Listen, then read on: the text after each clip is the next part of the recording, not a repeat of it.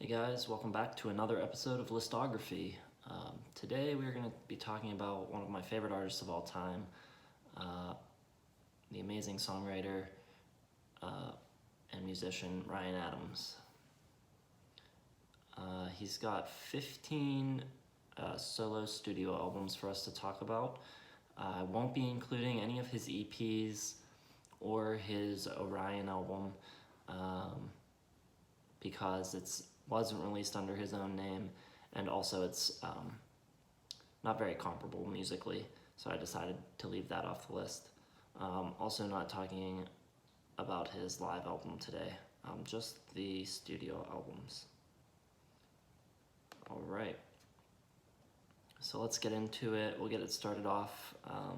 Number 15 on the list, from 2015, the album 1989, which is, of course, his album of covers, doing the entirety of Taylor Swift's album 1989.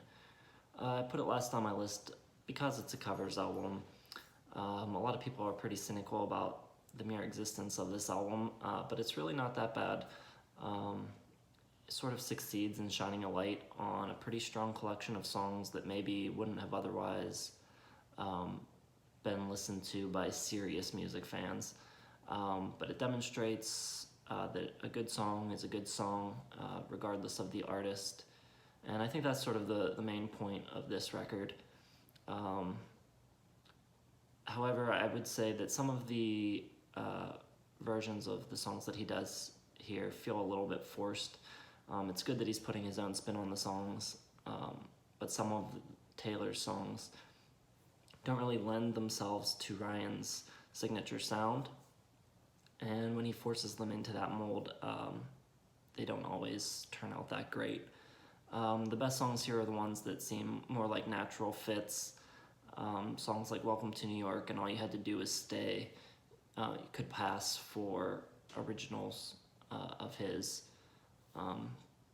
So yeah, I would say those two tracks, along with Wildest Dreams and I Know Places, are the best songs, where Blank Space, Out of the Woods, and Shake It Off don't work that well.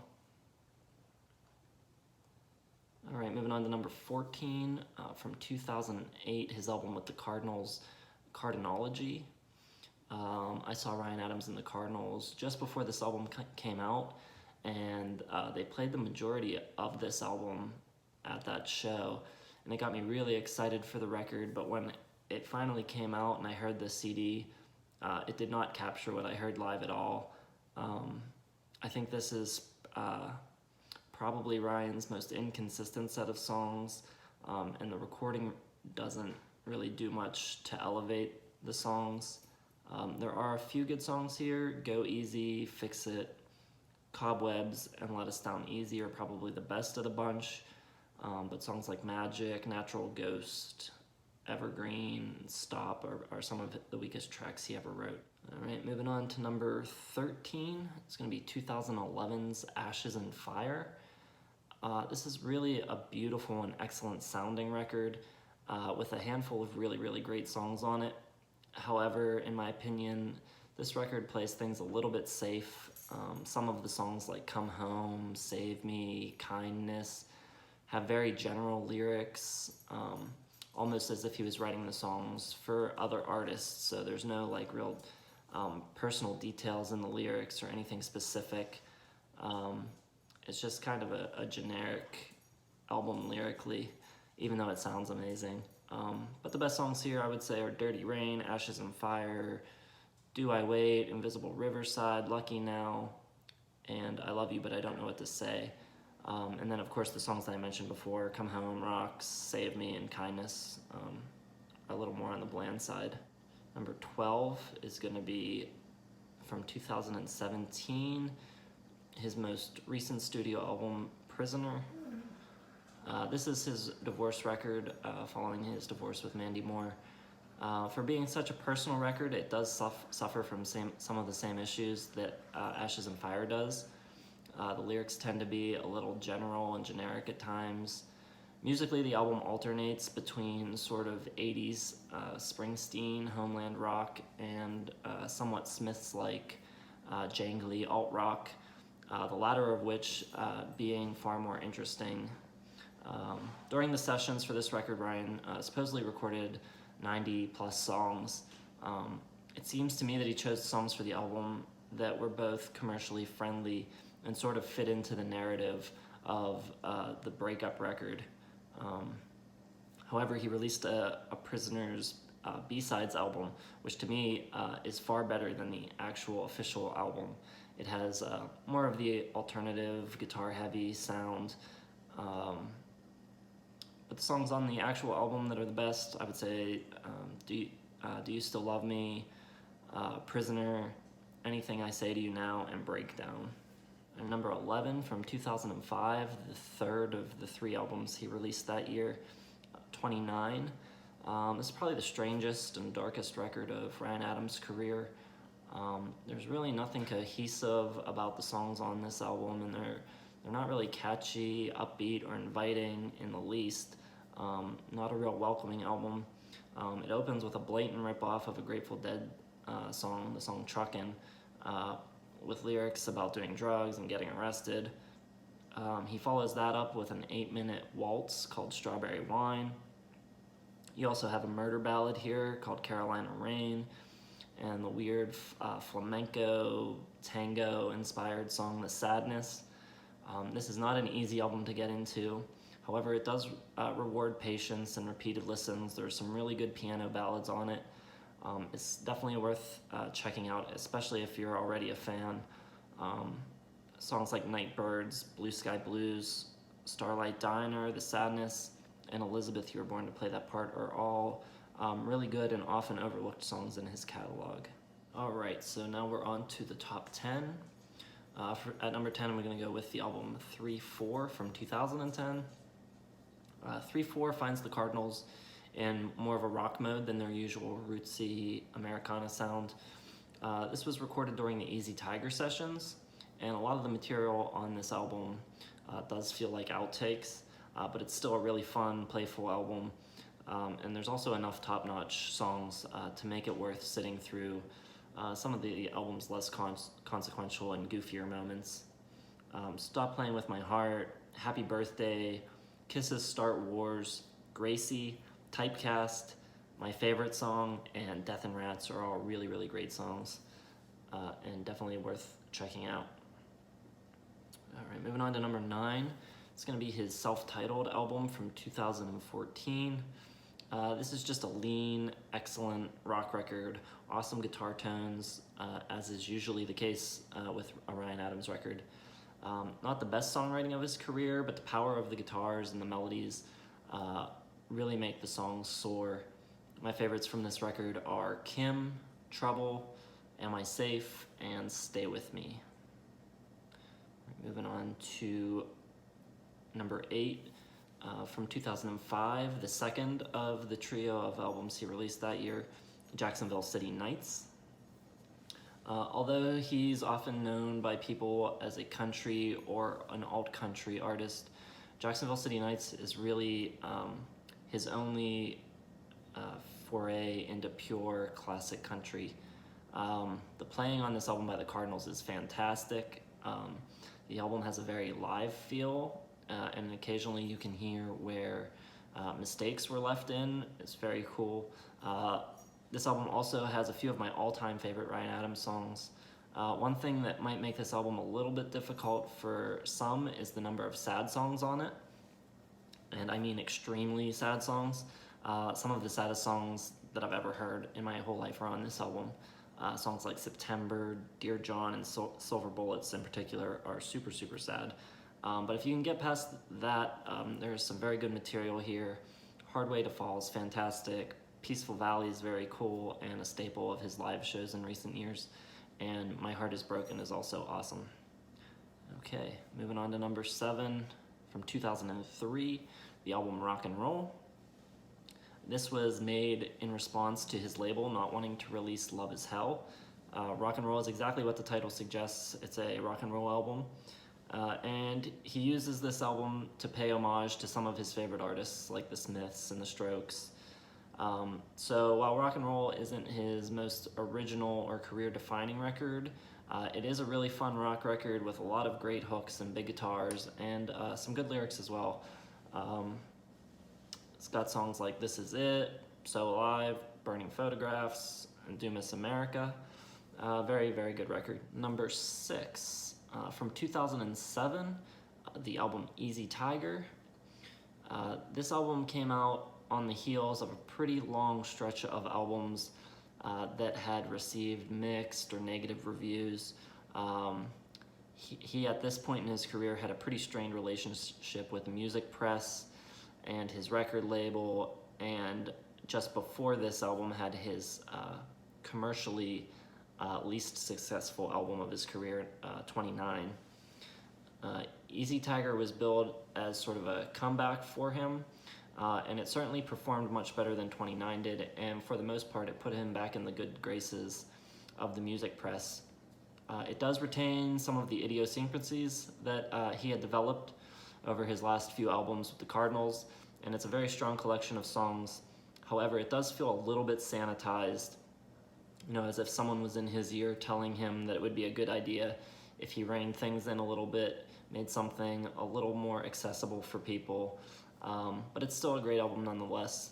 The best songs here are Goodnight Rose, Everybody Knows, Oh My God Whatever, etc., The Sun Also Sets, and Rip Off. Pearls on a String, Tears of Gold, and Off Broadway I don't care for quite as much, but a very, very solid record. Number 5, from 2002, the album Demolition. The tracks on Demolition were taken from 4 different albums that he was working on. The label didn't want to put out all of that material. They felt it would be better to cut it down and put it on one album. And as a result, the album does feel a little bit patched together. The songs don't necessarily fit together that well or flow together that well. However, he was really getting near the peak of his songwriting at this point, and there are a lot of really, really good songs on this record if you take them individually. So while it doesn't work that well as a set of songs, I still consider Demolition to be an essential Ryan Adams record. Songs you definitely want to check out are Hallelujah, You Will Always Be the Same, She Wants to Play Hearts, Dear Chicago, and Tomorrow. Number 4, from 2001, the album Gold. This is probably the most accessible album that he ever made, and definitely this is the album that I would recommend to newcomers to start with. He's in full-on 70s singer-songwriter mode here, a la Springsteen, The Stones, Elton John, Jackson Browne, the Eagles. Just fantastic, amazingly well-crafted songs up and down the track listing. The record could be a little bit shorter. Nobody Girl is a little overly long, it's nearly 10 minutes, and Enemy Fire is kind of a clunky and forgettable attempt at injecting the album with some rock edginess that it doesn't really need. But other than that, I would say that it's a minor critique, and Gold is otherwise nearly perfect. Tons and tons of all-time classic great songs. Firecracker, La Cienega Just Smiled, The Rescue Blues, When Stars Go Blue, Wildflowers, Harder Now That It's Over, Goodnight Hollywood Boulevard. Just a lot of really great songs, some of the best songs he ever wrote on this record. And a really easy album to find your way into his music. Number 3, I'm going with Love Is Hell from 2004. This is another singer-songwriter record, as Gold is, but unlike Gold, Love Is Hell is a much darker and more mysterious collection of songs. It's not as much of a throwback to 70s songwriting as Gold. While there are elements of that in these songs and a little bit of 80s production as well, Love Is Hell is probably the most contemporary sounding record that he ever made. It doesn't borrow as much from the past or borrow as much from those type of influences. And there are also a ton of great songs on this record. Songs like This House Is Not For Sale, Shadowlands, Avalanche, Please Do Not Let Me Go, I See Monsters, English Girls Approximately, Hotel Chelsea Nights. Just a lot of really, really good songs on this, and that's why I've got it at number 3. Number 2, from the year 2000, his debut solo record after leaving Whiskeytown is the album Heartbreaker. This solo debut is an intimate and largely quiet record that established him as one of the finest songwriters of the era. If you're at all into like rootsy Americana, folk rock, whatever you want to call it, then this is an album you definitely want to be familiar with. One of the best albums in that genre. Some great songs on here like To Be Young, My Winding Wheel, Oh My Sweet Carolina, Call Me On Your Way Back Home, Come Pick Me Up, and In My Time of Need would be some of my favorites. Definitely a fantastic record. And at number 1, I'm going with Cold Roses from 2005. Some might think that this is a strange choice to top the list because it's really just a double album's worth of Grateful Dead worship, from being very musically similar to the Dead, to having a song about Jerry Garcia's guitar on the album, and right down to the album artwork. But contained within the stylistic copycatting on this record are some of the very, very best songs that he ever wrote, not to mention some of the best songs ever written by anyone. In addition to the great songs, there's some fantastic playing as well. The interplay between the guitars and Cindy Cash Dollar's pedal steel is incredible. Every arrangement on this record is perfect. There are great female harmonies all throughout the whole thing. There are some good extended jams on this record, but they never meander or get boring. It's unusual for an album as reverential as this is to another artist to be this good. But with Cold Roses, to me, it eclipses its influences and is one of the best albums of all time. I'm sure to many who aren't Ryan Adams fans, or even to casual Ryan Adams fans, that might sound a bit like hyperbole, but this is a record that I never ever get tired of, and I come back to it over and over again. It's just fantastic, and I'd recommend it to anybody. All right, guys, so that does it for my listography of Ryan Adams. Please like the channel if you haven't already. Hit the bell to get notifications. And of course, leave a comment. Tell me what your list would be and what I got wrong. And thanks for watching.